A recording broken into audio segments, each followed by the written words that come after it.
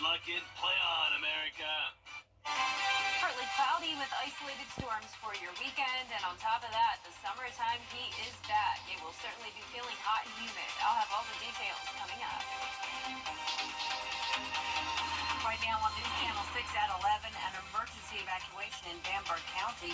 Details on the flooding at the Edisto River. Also ahead, growing controversy about who will be vendors in this year's Arts in the Heart Festival. We've got the details from director Brenda Durant. And 2 local schools holding pinning ceremonies today. We'll take a look as your News at 11 starts now. Live from Television Park, this is WJBF News Channel 6 at 11.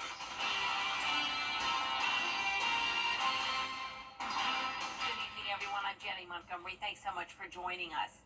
Coverage you can count on begins with a code red issued for people living along the Edisto River from Embry Road to the Bamberg-Carleton County line. County leaders strongly urging people to evacuate as water levels continue to rise. Hannah Latier has more. No, I don't think I ever seen this quite this much water at one time. It's Larry Still's brother-in-law's house, who he said wasn't home. Larry also owns a house on the river off of Troy Road, but he wasn't able to get to it on Friday. Mass amounts of rain from Tropical Storm Debbie have already washed out many roads along the river, making it near impossible to drive down them. I come down here Monday, drove all the way to the river. I drove down here Wednesday and I drove all the way to the river, but you could see it was rising. I think I might have had a little bit of water run up underneath the house, but I got all that cement and my house is 10 foot in the air. Because of the raised foundation, he's not worried his house is going to flood. He thinks a lot of his neighbors have already evacuated and that the water should start receding soon. Teresa Barlow lives down the road a little further away from the river. She's still seeing the effects. The ditch out here, though, it is rising, and so we do worry about that river. And like I said, we'll take our kids out of here, and head up to higher ground for sure. County leaders asking people to get to safety sooner rather than later. So we're asking folks to monitor it, watch it, and should the waters become dangerous or hazardous, we need everyone to evacuate immediately. The county has a rescue team in place ready for anyone who needs help evacuating. As of right now, the flood warning lasts until 7:30 tomorrow night. It's time now for a first check of the weather with our chief meteorologist, Jenna Petracci. Well, I'm very happy to share with you that there's nothing on Live Vapor 6, not a drop of rain. We definitely had some isolated showers come through earlier, unfortunately one of them in Bamberg County, and that's where we have that aerial flood warning we were just talking about. Once again, it is urged that you evacuate if you are around the Edisto River Basin. That is from the Embry Road area down to Carleton County's line here down towards Bamberg County. So that's where we have severe flooding today, and as I mentioned, we did have a shower dump an additional 3/4 of an inch of rain in Bamberg. Fortunately, all that heavy rain that you're seeing there stayed just to the east of us, and we also had a shower come through Augusta, dropping around 1/2 inch of rain. Over the last 7 days, very, very high rainfall totals. Anywhere where you're seeing this purple color, that is around 8 to 10 inches of rain, and several places picked up over a foot of rain, and that would be including parts of Bamberg and especially Screven County. Looking good, though, here. It's a lovely night on our Terry Lambert Hyundai Skyview Cam at the Amentum Center in Aiken. Augusta was very hot today. Really, all of the CSRA back to the summertime heat. High of 94, back to around average, low of 74 earlier this morning. Upper 70s to low 80s at the moment. 82 in Barnwell, 79 in Augusta, 80 in Louisville, 82 in Swainsboro, 81 in Wrightsville, and 85 still in Lincolnton. It'll be hot and humid this weekend as well. Very consistent, 93 both days. 30% chance of rain Saturday, a little bit higher, up to 40% for Sunday. So coming up, I'll have a look at the future cast for that, but back to you, Jenny. All right, we appreciate it, Jenna. The very popular Arts in the Heart Festival is set to take place in just a few weeks, but there's growing controversy over who can have a booth in the event this year. News Channel 6's Isabella Moody is live now with more. Over the past week, people have turned to social media with complaints about different groups being denied vendor space. I took their concerns to the director of the Greater Augusta Arts Council. With the annual Arts Festival moving back to Broad Street, space is limited, and some who have been a part of Arts in the Heart for years are upset. Drum Circle Augusta has been a part of the festival for years and went to Facebook to share what happened. The backlash from users toward Greater Augusta Arts Council was heated. We do not intend for any of this to happen. We are a peaceful group. We will continue to do what we do. And I only hope that the public are the ones with these questions. I hope their questions are answered. There had been discrepancy between the Arts Council and Drum Circle Augusta on whether rules were broken, which, according to McKenzie, was proven false. The Arts Council then shared their side of the situation on Facebook. We're sorry it happened. We're sorry that it had to stir up so much fuss on social media. It wasn't fun for us at all, but we did issue a statement really clarifying things about the festival that people didn't understand. Some vendors wish they could have had more information about why they were denied a booth, since they have been a part of the festival before. It'd be better to have said, we see from our records that you were here before, and we did pay you guys, but this is how it's done now. Like I said, if you're going in a different direction, say, we're going in a different direction. We can understand that. Durant understands that some people think the changes mean fewer local artists, but she says that's not the case. The local artists who applied, a very high number got into the fine arts and craft area, and we had a number on the wait list. When we had to move back from Telfair back to Broad Street, we weren't able to clear anyone off the wait list this year because we had less spaces for fine arts and craft. Of course, our Young Artist Market is 100% local. Our community stage is 100% local. Our Global Village cookers are 100% local. So we're very happy with the numbers that we bring in. In the end, Drum Circle Augusta does not want people to boycott Arts in the Heart. McKenzie and other members believe children need art and music. Music is important. Our street performers are important. Everything that we do is for children. It's important, and music is important to children. Arts in the Heart draws in about 100,000 people from around the country over a 3-day festival. For more information, you can find that on WJBF.com. All right, Isabella, thank you. Today was move-in day for freshmen at Augusta University. Students moving into college might be something that the university staff is used to. But for freshmen, this is the first of many firsts during their collegiate career. One student says she was sure that AU was the place for her. I chose nursing because my mom's a nurse, and just hearing all the stories of what she's encountered, I just really enjoyed. It just seemed like something I would want to do. And then I chose AU because I've visited before, and then after orientation, I was like, yeah, this is definitely somewhere I want to go. More move-in days are scheduled for this weekend. School leaders are anticipating nearly 11,000 students this semester. A special pinning ceremony today for Peach State scholars. The Peach State Health Plan and the Medical College of Georgia at AU partnered to help provide the 3-year program. It gives selected students the chance to finish medical school in 3 years instead of 4 and to go directly into a primary care residency in rural parts of Georgia. One student says this program was always a goal of hers. Because I come from a very rural, underserved community, so I kind of grew up like being scared of like where do I go in times of emergency, and like trying to figure out where to get like good medical care and good healthcare access. So I kind of heard about the program when I first started here at school, and I kind of wanted to just be the physician in a smaller town that we could kind of rely on, because I knew like growing up I didn't always feel like I had the best access to healthcare, so I kind of wanted to do that for other people. In addition to their dedication to smaller communities, the students are awarded scholarships. This year's 12 students received a total of $2.2 million. Another pending ceremony at Augusta Technical College today for the School of Health Sciences. More than 60 summer graduates getting recognized at Aiken Tech's Student Activity Center. They came from 5 different health science programs and got pins for their hard work and dedication. School leaders say everybody in the graduating class has accepted a job. That's a 100% higher rate. It means a lot because this is actually the next step to us finishing school, as well as moving on to building the student association here at Aiken Tech. My friends have turned to family. My instructors have become great role models for me. Great networking skills have been developed here. I would honestly wouldn't change anything. Fall semester students will begin classes on Monday, August 19th. Coming up, Red Cross volunteers from across the nation travel to Augusta today. How they are assisting communities in need when your news at 11 continues. And we'll have a hot and humid weekend. Temperatures back into the low 90s. Heat index over 100 degrees. And still some chances of rain each day. I'll have all those details right after the break. Let's face it, news is complicated. That's why WJBF.com makes it easy. Get clear, accurate stories that don't waste your time. Plus, get the latest video in one click with WJBF Plus. Get it all at WJBF.com. The one thing come like.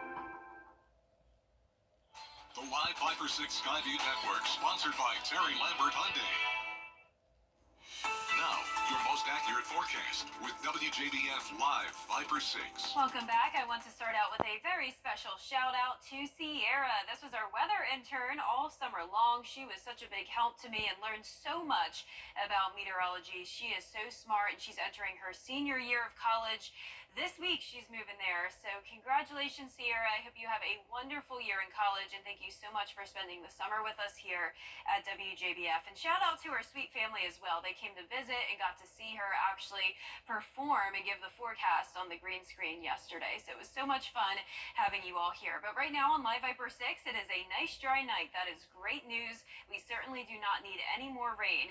Debbie is far, far away from us now. It's actually centered over Quebec in Canada. It's moving all the way at nearly 40 miles per hour. Huge difference from how slowly it was moving when it was located over South Carolina. And the reason for that is this cold front. This cold front saved the day, finally started to bring Debbie some speed and brought it all the way up towards the northeast. Our Terry Lambert Hyundai Skyview cam looking great over at the Amentum Center in Aiken. Upper 70s right now. A muggy night with dew points in the upper 70s.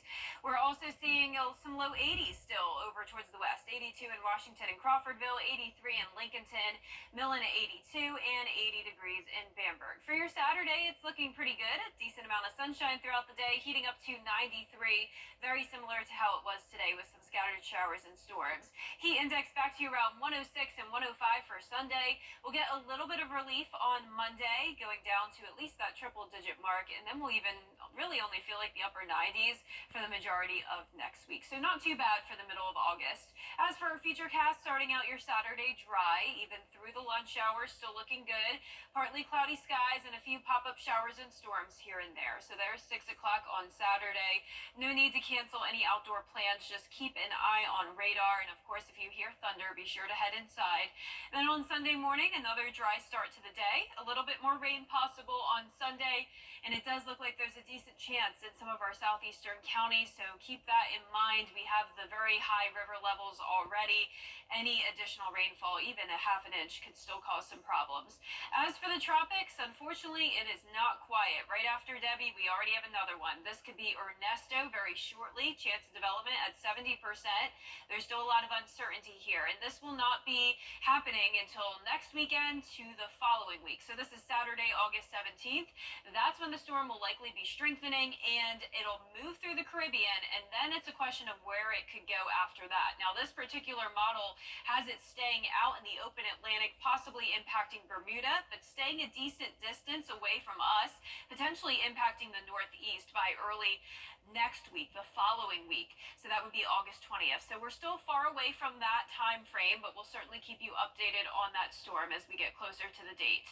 Low to mid 70s tonight, very muggy. Highs tomorrow will be in the low to mid 90s. Typical summertime heat over the next few days.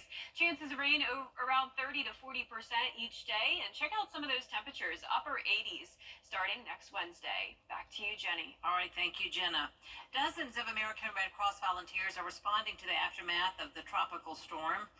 Volunteers from Texas, Mississippi, Massachusetts, Oklahoma, and Arizona traveled to Augusta, and today they left the Red Cross office on Ellis Street, stopped by the Exchange Club Fairgrounds, and loaded up supplies. They'll be distributed to individual shelters and into various communities in desperate need of help. I think it's great to see the effort that's been made here in Augusta through our local Red Cross and all of the volunteers that are organizing the effort to help our neighbors, not only in the 12th Congressional District, but down throughout the entire state of Georgia that have been affected by this unfortunate flooding and hurricane as a result of Debbie. Just happy that our team here in Augusta is mobilizing and assisting in the mobilization for those volunteers who are cheerfully giving up their time to help out in this time of need. The headquarters for the Georgia operation is relocating to Savannah to be closer to most of the shelters that are open. Still ahead, this week the national debt reached an all-time high. Why experts are saying the amount is unsustainable. When coverage you can count on continues. But first, the winning numbers in tonight's South Carolina Lottery Pick 3, 591. And your Pick 4 winning numbers tonight, 4619, Fireball 5. At Tile Center, we offer the area's best selection of quality tile and stone products, exclusive designs, expert staff, and amazing customer service. Are you overwhelmed with all the details in your tile or stone project? Don't worry, our team has the expertise to assist homeowners, contractors, architects, and designers with any project. Come see why for yourself at any of our locations at Tile Center or online at tilecenter.com. Your tile and stone experts. It races to go Labor Day Metro Sale. The Coffee Club on News Channel 6, sponsored by Honda Cars of Aiken. The News Channel 6 mobile app is now even better. Download it today. Now, WJBF sports coverage you can count on. We are just 1 week away from the start of high school football, and teams around the CSRA are using one last scrimmage to make some final adjustments before the season starts. Over at ARC, the Musketeers hosted their final scrimmage before they open their season next Friday against Burke County in the Bear Den. Head coach Keenan Grissett spoke about how hard his team has been working and what he's most looking forward to about getting back on the field and under the lights. Definitely proud. I think we left a couple plays out there on the grass, but as expected for it to be the first game. But work is still to be done. I'm a guy that never really satisfied, they'll tell you that. But it's a work in progress, so we process over product for sure. No better time of the year than right now. Friday night football, baby. Absolutely. The Musketeers open their season with a non-region matchup against Burke County. That game starts at 7:30 p.m. next Friday. And speaking of the return of high school football in the CSRA, join us tonight on WJBF as the excitement begins with our Football Friday Night Preview Special. We'll also get set for another exciting season of Game Night Live, and we'll unveil the head coaches for Team Georgia and Team South Carolina for Border Bowl 12, our high school football all-star game. That all starts tonight right after this show at 11:35 p.m. right here on News Channel 6. Over in the MLB, it's been a rough season for the Braves. They lost their Cy Young Award favorite to elbow surgery after 2 starts. They lost their reigning NL MVP to knee surgery, lost their starting catcher, their center fielder, and second baseman, all for about 2 months apiece. Recently, they also lost their mascot Blooper to a calf injury, but through it all, they've stayed in contention in the wild card race. That is until maybe this week. Earlier this week, the Atlanta Braves got shut out at home in back-to-back games for the first time in 10 years. Since then, it's been a rough week. They followed those losses up with 2 more on Wednesday and Thursday, which means they were swept for just the 3rd time this season. The Braves dropped into 4th in the wild card race, and as they open their series against the Rockies on Friday, they looked to get a win on the road, but they fell 6-5, which extends their losing streak to 6 games. Game 2 of that series on Saturday is at 8:10 p.m. In some good Braves news, the MLB announced on Friday that on August 2nd, 2025, the Braves and the Reds will play a regular season game inside the Bristol Motor Speedway. This is what the view will look like from the last great Coliseum. We can't wait for the 2025 Speedway Classic. At the Wyndham Championship, round 1 took place on Friday after storm damage delayed the opening round. 18 holes in, and there's already a breakaway leader in Beau Hossler, who shot 10 under to open play. Thanks to 5 birdies and an eagle on the front 9, Hossler holds a 2-stroke lead over Billy Horschel, with Nick Taylor in solo 3rd at 7 under. Former Georgia Bulldog Davis Thompson finished round 1 in a tie for 15th at 4 under, and Aiken native Kevin Kisner shot 2 under on the day and is currently in 39th. With 3 more rounds to play, we'll keep an eye on the Wyndham Championship and bring you updates throughout the weekend. And finally, some very sad news from the golf world. World Golf Hall of Fame member Juan Chichi Rodriguez passed away on Friday. Rodriguez was often called a showman, with fans marveling at his signature sword dance that he did with a golf club. But despite winning 8 PGA Tour tournaments and being inducted into the World Golf Hall of Fame in 1992, it was his charity work that many people point to as his best quality. His memory will live on in his youth foundation, and the golf world will miss their swashbuckling champion. Chichi Rodriguez was 88 years old.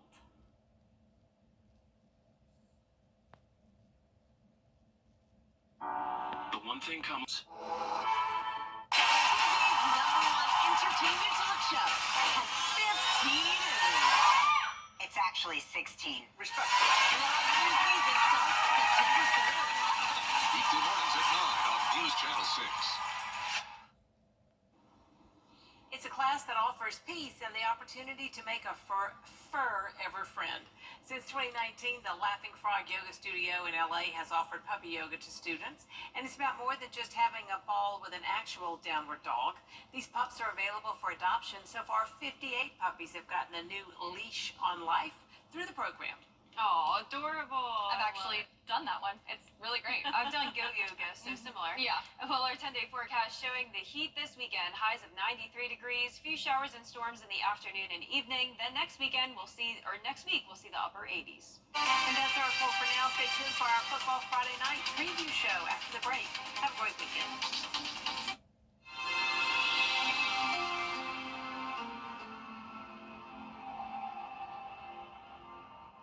Of course, BrandsMart USA has the top appliance brands in stock at the guaranteed lowest prices. That's why Augusta's appliance headquarters is BrandsMart USA. Of course, favorite brands, lowest prices. B&K Grading and Paving can prepare your business or residential site with grading and paving for driveways, large shopping centers, business parking lots, or restaurants. B&K Grading and Paving also prepares entire subdivisions, including roads, broadways, sidewalks, cart paths, and more. B&K also offers roll-off dumpsters in sizes to fit your needs, from 10, 20, and 30-yard containers. Visit our website or Facebook page today. B&K Grading and Paving, the site improvement specialist. Come on! What's wrong? Diagnose and repair those modern car problems. Just let the butler do it. If you've been arrested for a DUI in Georgia, you may only have 30 days to protect your license or your privilege to drive here. Hi, I'm Tiffany Duncan of DUI Duncan, the DUI firm here in Augusta. Visit our website at DUIDuncan.com to see what we've done to help so many drivers. If you've been arrested for a DUI in Georgia, call me now for a free consultation. While the firm, of course, cannot guarantee results, we do guarantee hard work and fast action. Remember the name, DUI Duncan. At Rooms to Go.